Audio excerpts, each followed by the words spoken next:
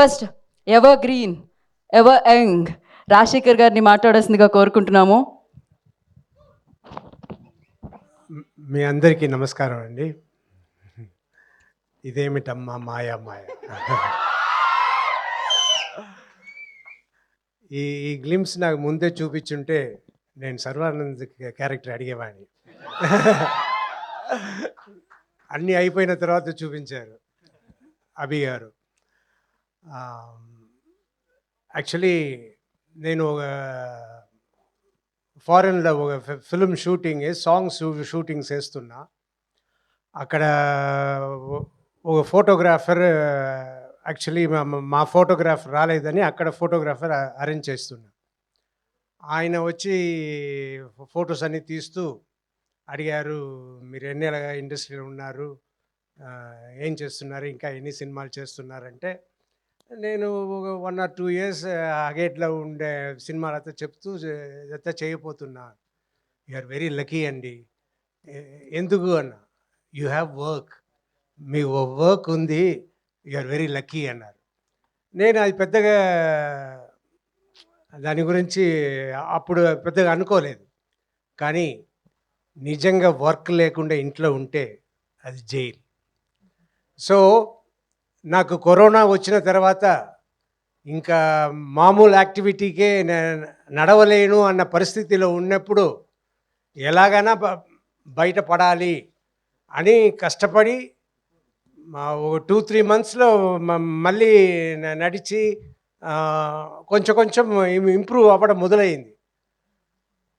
అదంతా అయ్యి మరి 6 monthsలో అన్నీ కంప్లీట్గా నేను తయారైపోయాను. తయారైపోతే సరిపోదు, వర్క్ కావాలి. నేను హీరోగా చేస్తున్న సినిమాలు చేస్తున్నప్పుడు నేను ఒక్కొక్క సినిమాకి ఇందులో ఏం చేయబోతున్నాము, ఇది చేయబోతున్నాము, ఎలా ఉండాలి, ఎలా రావాలి, ఎలా ఫినిషింగ్ ఉండాలి, ఎలా గెలవాలి అన్నట్టు మాట్లాడుకుంటాం. అదంతా మాట్లాడి ఇన్ని సినిమాలు నియర్లీ 100 ఫిలిమ్స్ వచ్చిన తర్వాత టయర్డ్ అయిపోయా. మళ్ళీ అలా చేయడానికి లేకుండా సరే మనం ఏం చేద్దాం, ఈ హీరోగా చేయడం మాత్రం కాదు, ఇంకా మిగిలిన రోల్స్, మిగిలిన క్యారెక్టర్స్ కూడా మంచిది వస్తే చేద్దాం అని అది అందరికీ తెలియవచ్చి ఎంతోమంది సినిమాలు చేయడానికి వచ్చారు. కానీ ఆ సినిమాలంతా నేను విన్నప్పుడు అయ్యో ఇది చేయకుండా ఉంటేనే బెటరు అన్నట్టు చాలా సినిమాలు నేను చేయలేదు. ఐ వాజ్ చాలా డిసప్పాయింటెడ్గా, ఏంట్రా మంచి సబ్జెక్ట్ రావట్లేదు, మంచి ఇది రావట్లేదు అని డిసప్పాయింటెడ్గా ఉన్న టైంలో అభి వచ్చారు. అభి వచ్చి నాకు ఈ ఫిల్మ్ స్టోరీ చెప్పారు. నాకు సర్వానంద్ గారు హీరోగా ఉన్నారు, ఇందులో నేను వెళ్ళి చేస్తే బాగుంటుందా, సరే ఇలాగే కదా మొదలు పెట్టాలి అని సబ్జెక్ట్ విని చాలా బాగుంది, మనకి సినిమా బాగా చేస్తే మంచి పేరు వస్తుంది అన్న దాంట్లో ఆ సినిమా చేస్తానని ఒప్పుకున్నాను. కానీ నిజంగా ఆ ఫిలిం ఎంత బాగా వచ్చిందో all because of Abhilash Reddy గారు. ఎస్, ఆయన ప్రతి ఫ్రేమ్, ప్రతి షాట్, ప్రతి ఎలా యాక్ట్ చేయాలి అన్న ప్రతిదీ చెప్పి నన్ను చేయించుకున్నారు. నాకు ప్రతిరోజు షూటింగ్ అయిన తర్వాత, ఆ సీన్ అయిన తర్వాత పెద్ద సాటిస్ఫాక్షన్. ఆహా, ఇంత బాగా వస్తుంది అంటే మంచి వర్క్ తీసుకోవాలి.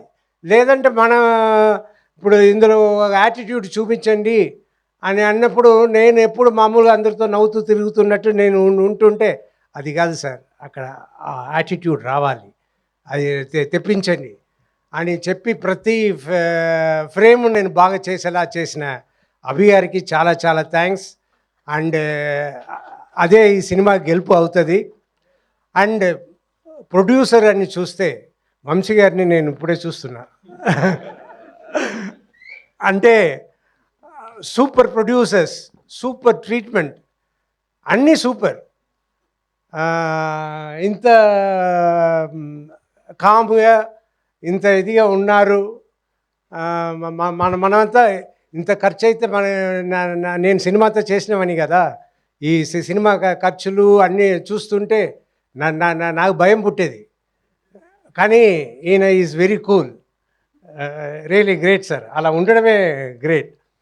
నాకు ఇవాళ ఈ ఫంక్షన్ ఉంది, మీరు వచ్చి అయినా మాట్లాడాలి అని అభి గారు చెప్తే నేను వచ్చి ఏం మాట్లాడేది, నాకు మామూలుగానే ఇరిటబుల్ బబుల్ సిండ్రోమ్ ఎప్పుడో సఫర్ అవుతున్నా. అది చెప్పగానే నాకు యాంగ్జైటీ, నా కడుపు చెడిపోయింది, అన్నీ చెడిపోయింది, వచ్చి ఇవాళ చెడగొట్టపోతున్నాము అనే ఐడియాలనే వచ్చి సరే ఏదో మాట్లాడాలి, ఏదో మీరు మాట్లాడాలి అంటే సరే నా మనసులో ఉన్నది మాట్లాడుతున్నాను. అని సర్వానంద్ గారు నిజంగా very cooperative, very respectful. And ఆయన ఈ మాట చెప్పాలి.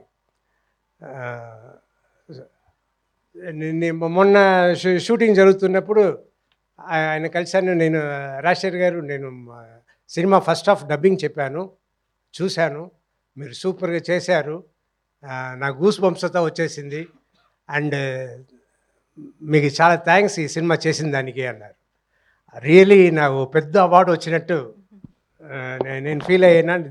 That is my real award. So thanks for the award. అలా చెప్పడమే I was feeling very lucky. And ఈ సినిమా అభి చెప్పినట్టు మీరు చూడండి, it will be great. Thank you. Thank you so much. And one question sir, ఇది bikes racing ఇదంతా దీనికి సంబంధించింది కాబట్టి ఒకవేళ మీకు బైక్ ఇచ్చి జీవిత గారిని ఎక్కడికైనా తీసుకెళ్ళాలి అంటే, మరి ఇంత రేసింగ్ అలా కాదు సార్, స్లోగానే వెళ్ళొచ్చు, ప్రాబ్లం లేదు, ఎక్కడికి తీసుకెళ్దాం అనుకుంటున్నారు మీరు? Ladies hostel. Ladies hostel? ఆవిడ్ని తీసుకొని లేడీస్ హాస్టల్కి, ఆవిడ్ని హాస్టల్లో వేద్దాం అనుకుంటున్నారా సార్ ఈ వయసులో మీరు? ప్రశాంతంగా ఉందామనే కదా మీరు ఆవిడ హాస్టల్లో వేసి.